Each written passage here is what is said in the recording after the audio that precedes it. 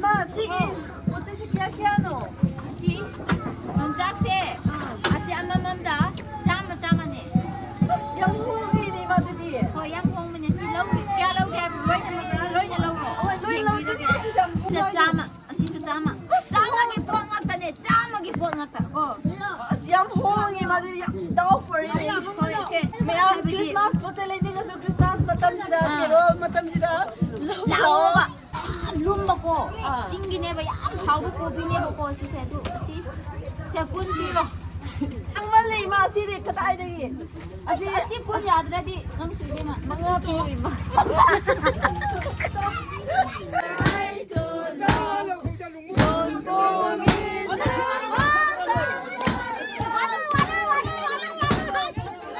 Hi Ma'am. Ma'am music di. Ma'am loy na magpo Happy Merry Christmas. Nang suayro. Happy Merry Christmas Mayam. Usi ay Christmas. Ngasi se welcome service ne bako du bu carol se uji carol se pai bisi pala share shoot ut kre bako du kumsi samu kregra yum changa ga se hiama de khone lok khiba kregra nongcha goiro thoiding oiro phau oiro moro goiro loi leiba khoi paisa soi khoine dum pining ba ko shor gi ming da katning ba hoi du ko khoine chahi ama ta lok khiba mahai marong sing loi na ma kregra kumsi chahi ama gi huji ngasi nungmina khomjin ba ko khomjin blaga church ta kat kani ba du adu yon ba du na church ki paisa hoi ga do ba ko adu ki dum kaino tor se dum hapla ke matat ko hai bidi chahi ama ge dum tauba Christmas ta pangthok pa thabak loina ma ko adu di yeng na set ram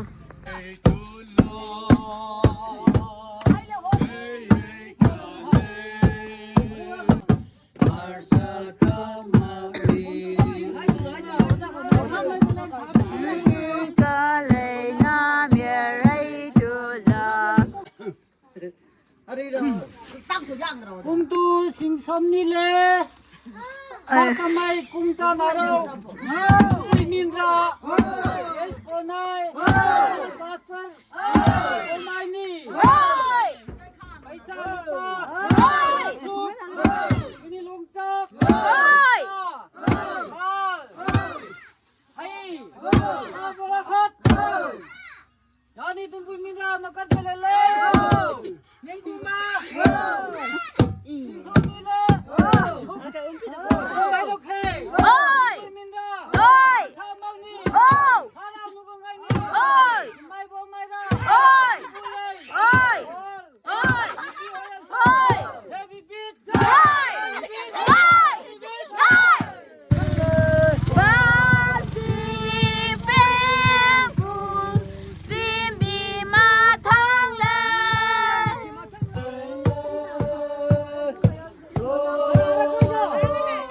Kazabila sabi si mo halay mo si tikon sa TikTok la tribune hayeng Christmas kay da ulak ya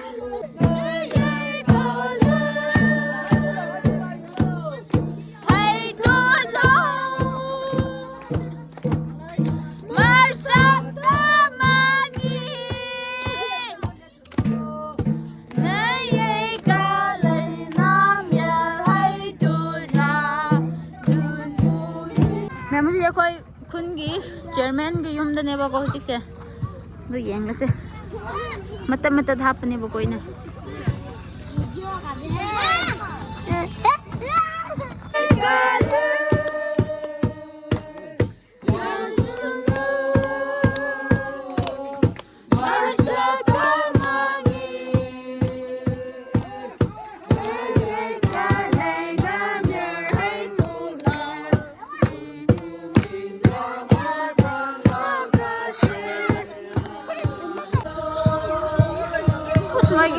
pineapple they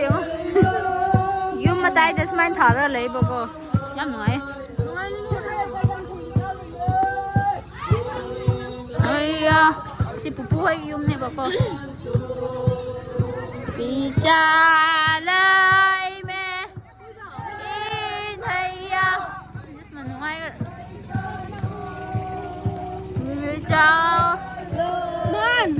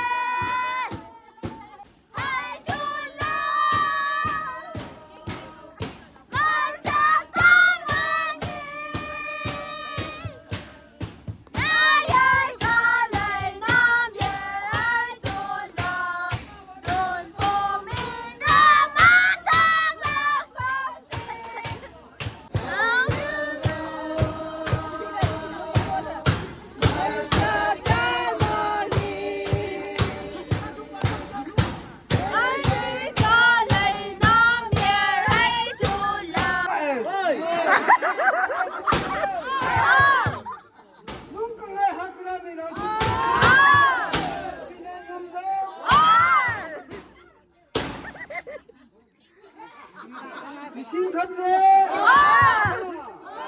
나린이 농장 야친 mam마랑 다발다발 비하야수 해비비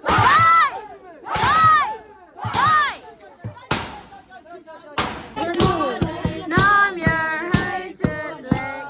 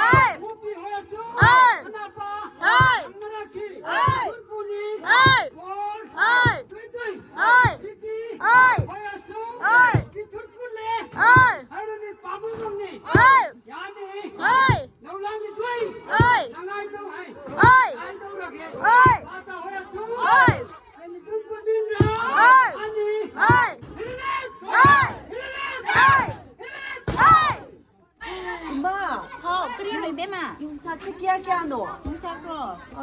천 언니 kum mari mga taruk tarik sida nang oy bagi ko ican ko oy bagi ꯑꯗꯨ ꯑꯃ ꯍꯥꯞꯄꯣ ꯏꯃꯥ ꯑꯩ ꯀꯣꯕꯤꯁꯨ ꯂꯩꯈꯤꯗꯣꯏꯅꯤ ꯀꯣꯕꯤꯁꯨ ꯂꯩꯗꯣꯏꯅꯤ ꯁꯤꯅ ꯀꯌꯥꯅꯣ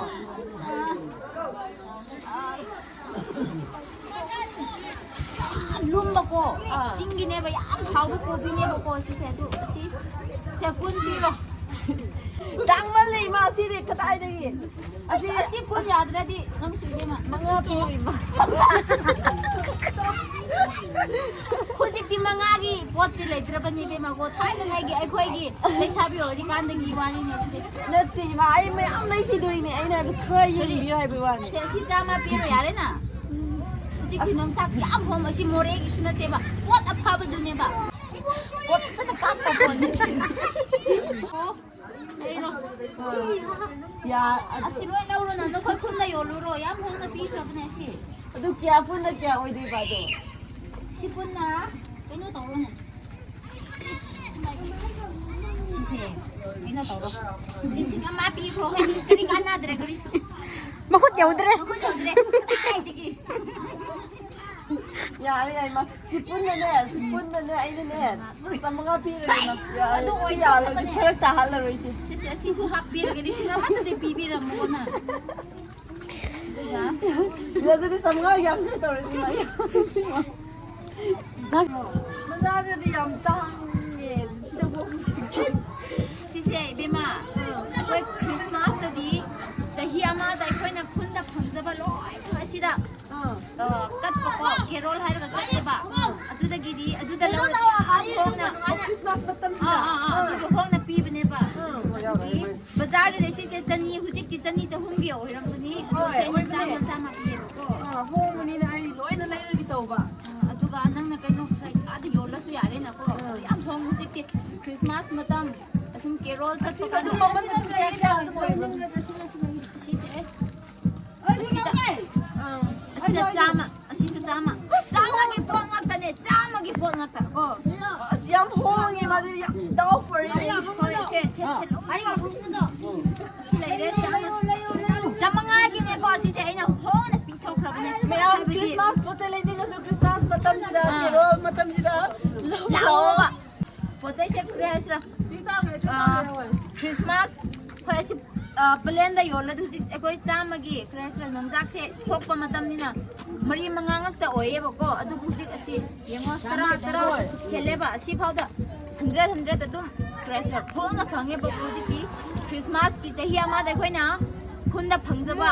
phau oiro mahai marong loinamak hanjang napi oiro nongjak oiro loinamak regina christmas da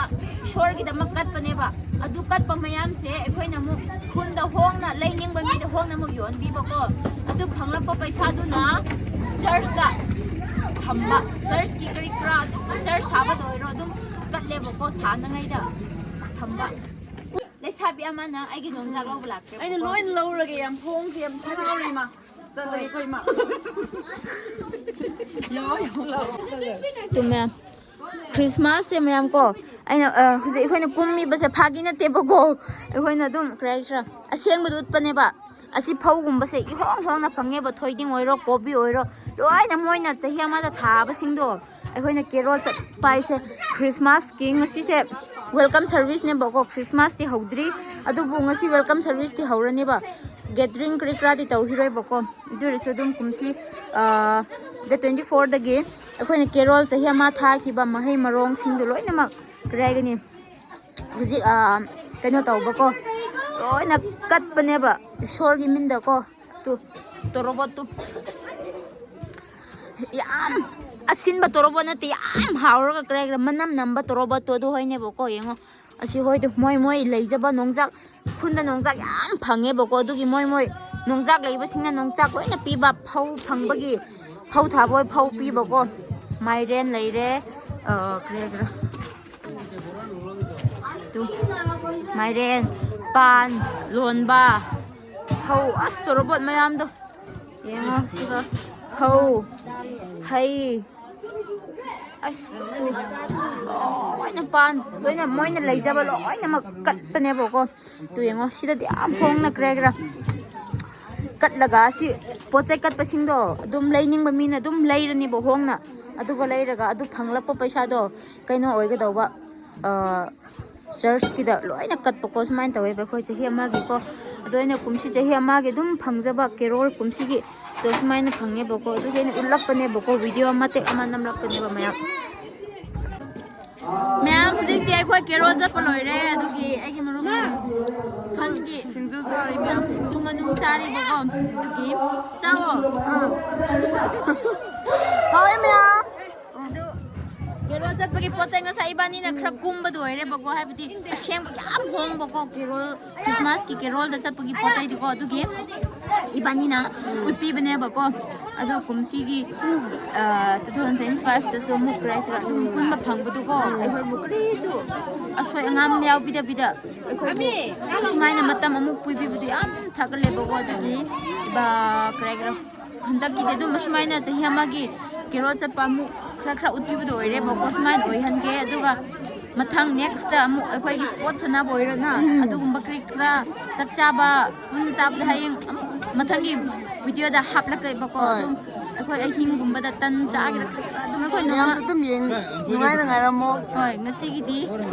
carol ꯆꯠꯄꯒꯤ video ꯉꯥꯛꯇ ꯐꯥꯔꯁ ꯇꯥꯏꯝ ꯑꯍꯧꯕꯒꯤ ꯏꯗꯣ ꯁꯨꯃꯥꯏꯅ ꯇꯧꯋꯦ ꯍꯥꯏꯕꯗꯣ ꯑꯗꯨꯝ ꯎꯠꯄꯤꯕꯗꯣ ꯑꯣꯏꯔꯦꯕꯀꯣ ꯑꯗꯨꯗꯤ ꯉꯁꯤ ꯚꯤꯗꯤꯑꯣꯗꯤ ꯁꯨꯃꯥꯏꯅ ꯂꯣꯏꯁꯤꯜꯂꯁꯦ ꯀꯣ ꯕꯥꯏ